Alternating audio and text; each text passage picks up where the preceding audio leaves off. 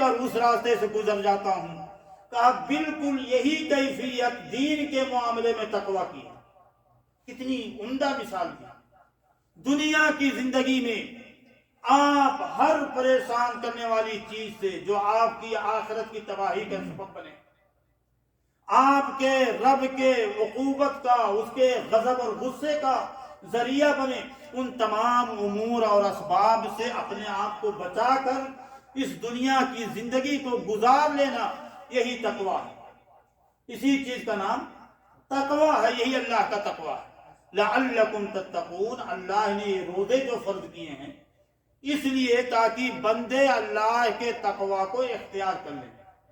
اور بڑی عجیب بات ہے کہ اس شریعت کے اندر عبادت کی جتنی بھی شکلوں اور صورتوں کو آپ دیکھتے ہیں، ان تمام شکلوں اور صورتوں میں آپ کو اس کا مقصد اللہ کا تقویٰ نظر آتا ہے۔ اللہ نے قربانی کے تعلق سے فرمایا لن ینال اللہ لحومها ولا دماؤها ولکن ینالہ التقویٰ منکم۔ میرے بندے، تیری قربانی کے یہ گوشت پوست خون ہڈیاں اللہ کو نہیں پہنچتے، اللہ کو کیا پہنچتا ہے؟ تیرے دل کا تقویٰ اللہ کو پہنچتا ہے۔ اللہ نے قرآن میں بلکہ مختصراً اجمالاً اس کا ذکر کر دیا وَمَن يُعَظِّمْ شَعَائِرَ اللَّهِ فَإِنَّهَا مِن تَقْوَى الْقُلُوبِ۔ اللہ کے دیے ہوئے شعائر، چاہے وہ نماز ہوں، روزے ہوں، حج ہوں، زکوٰۃ ہوں، صدقات و خیرات ہوں، ایثار و قربانی ہو، صلہ رحمی ہو، حقوق العباد سے متعلق امور ہوں، حقوق اللہ سے متعلق اعمال ہوں، جو بندہ ان کی تعظیم کرے، ان کی قدر و قیمت کو پہچان لے، فَإِنَّهَا مِن تَقْوَى الْقُلُوبِ، تو در حقیقت یہی دلوں کا تقویٰ ہے، یہی اللہ کی خشیت۔ تو بڑی بات اس روزے کے تعلق سے ہمیں اور آپ کو یہ سمجھنے کی ضرورت ہے کہ اللہ نے اس ماہ مبارک میں ہمیں روزوں کا مکلف کر کے ہلکان نہیں کیا ہے، ہمیں مزاحمتوں میں نہیں ڈالا ہے، بلکہ اللہ کا مقصد یہ ہے کہ بندہ صاحب تقویٰ ہو جائے اور اللہ والا بن جائے۔ اسی لیے نبی کریم صلی اللہ علیہ وسلم کی وہ حدیث پاک میں نے آپ کے سامنے پڑھی جو اس غرض و غایت کو واضح کرتی ہے۔ رسول اللہ صلی اللہ علیہ وسلم ارشاد فرماتے ہیں من لم يدع قول الزور والعمل به فليس لله حاجة ان يدع طعامه وشرابه، کہ جو شخص اس ماہ مبارک کو پا کر کے جھوٹی بات کو اور جھوٹی بات پر عمل کو ترک نہ کر دے، چھوڑ نہ دے، تو اے اللہ کے بندو، تمہارے رب کو اس کی قطعاً کوئی ضرورت نہیں کہ تم اپنے کھانے پینے کے اسباب کو ترک کرو، کھانے پینے کے اسباب کو چھوڑ دو، اللہ کو اس کی ضرورت نہیں ہے۔ یہاں پر قابل توجہ بات یہ ہے کہ اللہ تعالی نے بندے کو روزے کی حالت میں جائز چیزوں سے منع کیا، جائز چیزوں کے اپنانے سے، استعمال کرنے سے، اختیار کرنے سے منع فرمایا۔ آپ کی حسین و جمیل بیوی آپ کی بیوی آپ کے لیے جائز ہے، آپ نے عذرو شریعت نکاح میں لا کر کے اس کو اپنے لیے حلال کیا ہے، لیکن اللہ نے، آپ کے رب نے آپ کو منع کیا کہ بندے ماہ مبارک کے اندر تو فلاں وقت سے لے کر کے فلاں وقت تک اپنی بیوی سے صحبت نہ اختیار کر، یہ تیرے لیے جائز نہیں ہے۔ اللہ اکبر، اللہ یہ میری بیوی ہے، یہ میری شریک حیات ہے، میں نے اس کو جائز لا کر کے اپنے گھر میں ٹھہرایا ہے۔ اللہ نے کہا نہیں، روزے کی حالت میں صبح صادق سے لے کر کے غروب آفتاب تک اب تیری بیوی بھی تیرے لیے جائز نہیں ہے۔ آپ نے خون پسینے سے کما کر محنت مزدوری کر کے رزق حلال لا کر کے اپنے گھر کے اندر ذخیرہ اندوزی کیا ہے. آپ کا مطبخ، آپ کا کچن، آپ کی فریج، یہ سب ذخیروں سے، ذخائر سے بالکل بھرے پڑے ہیں. جوس ہے، دہی ہے، دودھ ہے، پانی ہے، انڈے ہیں، مچھلیاں ہیں، سبزیاں ہیں، گوشت، چاول ہیں، سالن ہے، کھانے پینے کی تمام مرغوب غذائیں ہیں، پھل فروٹ ہیں، مٹھائیاں، حلویات ہیں. لیکن آپ سوچتے ہو نہیں، میرے رب نے روکا ہے، میرے رب نے منع کیا ہے، میرے رب نے اس حال میں دن کے وقت میں ہمارے لیے اس کو ناجائز قرار دے دیا، خلاص اب ہم اس کے قریب نہیں جائیں گے. تو بندہ اگر روزے کی حالت میں حرام چیزوں کا ارتکاب کرے، جھوٹ بولے، غیبت کرے، خیانت کرے، اباحیت پسندی کی رائے اختیار کرے، بھرشٹاچار اور کرپشن میں ملوث ہو، بندہ بے نمازی بن کر کے وقت گزارے، بندہ سود کھائے، بندہ گالیاں بکے، تو اللہ فرماتے ہیں کہ بندے میں نے تو تیرے لیے اس حالت میں حرام چیزیں تو حرام تھی، جائز چیزوں کو تیرے لیے میں نے حرام قرار دے دیا تھا. تو جائز چیزوں کو حرام سمجھ کر کے اس کے قریب نہیں گیا، لیکن طرفہ تماشا یہ ہے کہ تو حرام چیزوں کا ارتکاب کر رہا.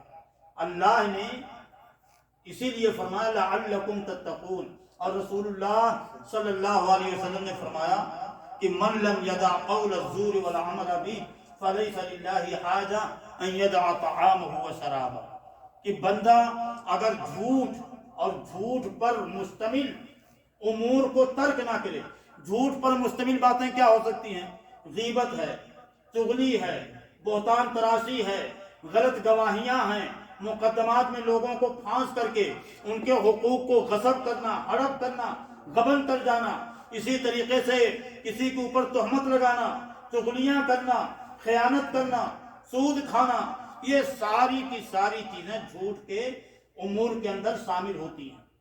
اسی لیے رسول اللہ صلی اللہ علیہ وسلم نے ارشاد فرمایا اپنے ایک صحابی کو کہ اگر کسی روزے دار بندے کو کوئی شخص گالی دے، کوئی شخص گالی دے، لڑائی کرے، جھگڑے اور پھڈے کرے، قتل و قتال کی کوشش کرے، تو کیا کہے؟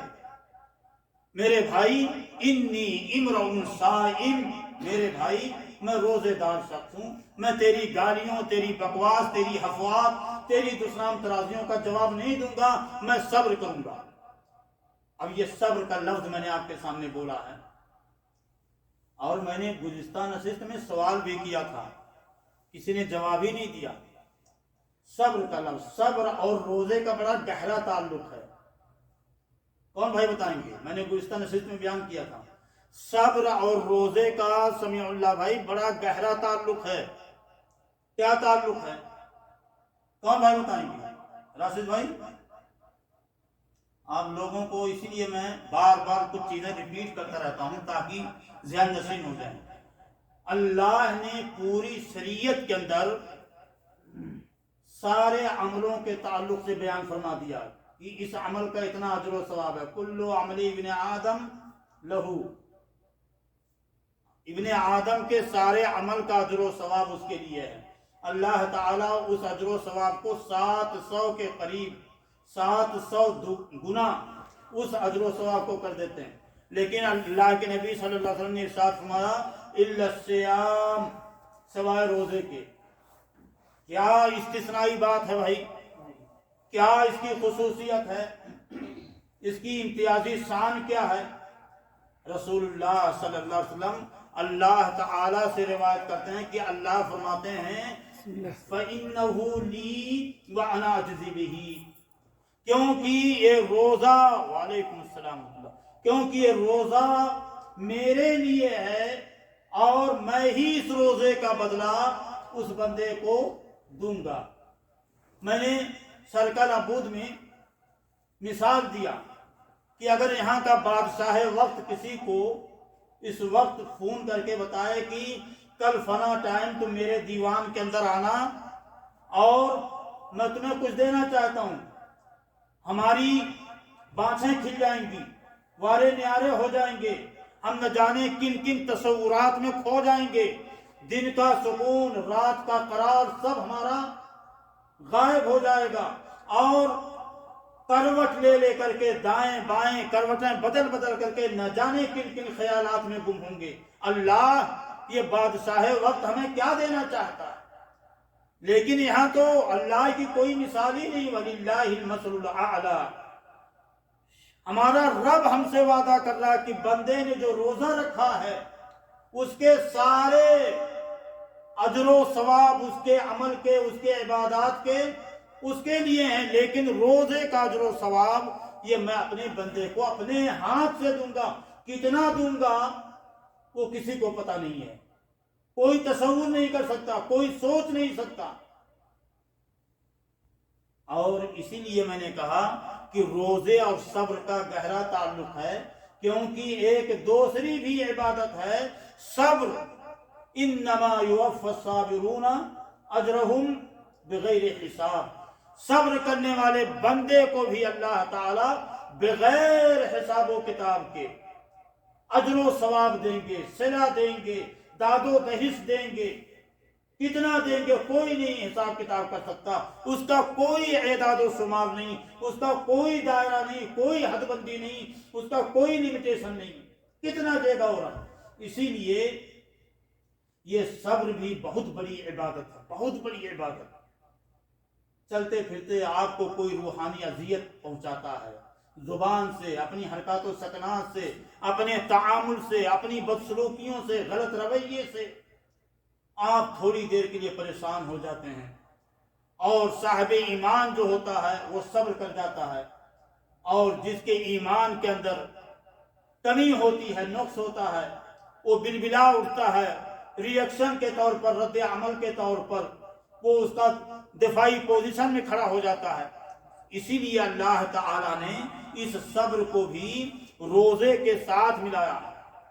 تو یہ مہینہ روزے کا مہینہ، صبر کا مہینہ، نزول قرآن کا مہینہ، تلاوت قرآن کا مہینہ، اللہ کی داد و دہش کا مہینہ، رحمتوں کا مہینہ، ربانی فیوض و برکات کا مہینہ، یہ جہنم سے آزادی کا مہینہ، یہ تراویح نوافل کا مہینہ، یہ صدقات و خیرات کا مہینہ، یہ اللہ کو راضی کرنے کا مہینہ، اعتکاف کا مہینہ، روزے کا مہینہ۔ اللہ کے نبی صلی اللہ علیہ وسلم نے اس ماہ مبارک کے تعلق سے کتنے فضائل، کتنے مناقب، اور اللہ تعالیٰ نے قرآن میں اس کی کتنی خصوصیات بیان کی ہیں۔ یہ دعا اور استغفار کا مہینہ، توبہ اور یہ اذکار کا مہینہ ہے، اور اس مہینے کی آمد پر سب سے پہلے ہمیں کیا کرنا چاہیے؟ ہمیں اپنی نیتوں کو درست کر لینا چاہیے، ہماری نیتیں درست ہونی چاہیے، اور اگر نیت کے اندر خلل ہے، ہمارے قصد و ارادے میں، ہمارے انٹینشن میں، ہماری نیتوں میں کوئی رخنا ہے، کوئی کمی ہے، کوتاہی ہے، تو یہ پورا کا پورا مہینہ جو اپنی تمام تر جلوہ سامانیوں کے ساتھ، ربانی فیوض و برکات کے ساتھ ہمارے سروں پر سایہ فگن ہونے والا ہے، یہ مہینہ ایسے ہی عبث، بیکار، رفتہ اذکار ہو کر اس ہمارے سروں سے گزر جائے گا، اور ہم بجائے اس کے کہ اپنے رب کو راضی کریں، ہم اللہ کی عقوبت کو دعوت دے بیٹھیں گے۔ اس لیے میرے بھائی اپنی نیتوں کو درست کریں، اور آپ سیریس ہو جائیں کہ اگر آپ حقیقت میں صاحب ایمان ہیں تو اللہ نے آپ کے اوپر یہ روزے فرض کیے ہیں۔ آپ سنجیدگی کے ساتھ اور نہایت ہی مستقل مزاجی کے ساتھ سناٹے کے عالم میں، تنہائی کی کیفیت میں آپ تصور کریں، سوچیں کہ آپ کا رب آپ سے کرا یا ایھا الذین آمنوا کتب علیکم الصیام، اے ایمان والو تمہارے اوپر روزے فرض کیے ہیں۔ اور اس ماہ مبارک کے کیا فضائل، کیا مناقب، کیا خصائص ہیں، اور کیا امتیازی اوصاف ہیں، کیا امتیازی شان اور نمایاں صفات اللہ نے اس کو دے رکھی ہے۔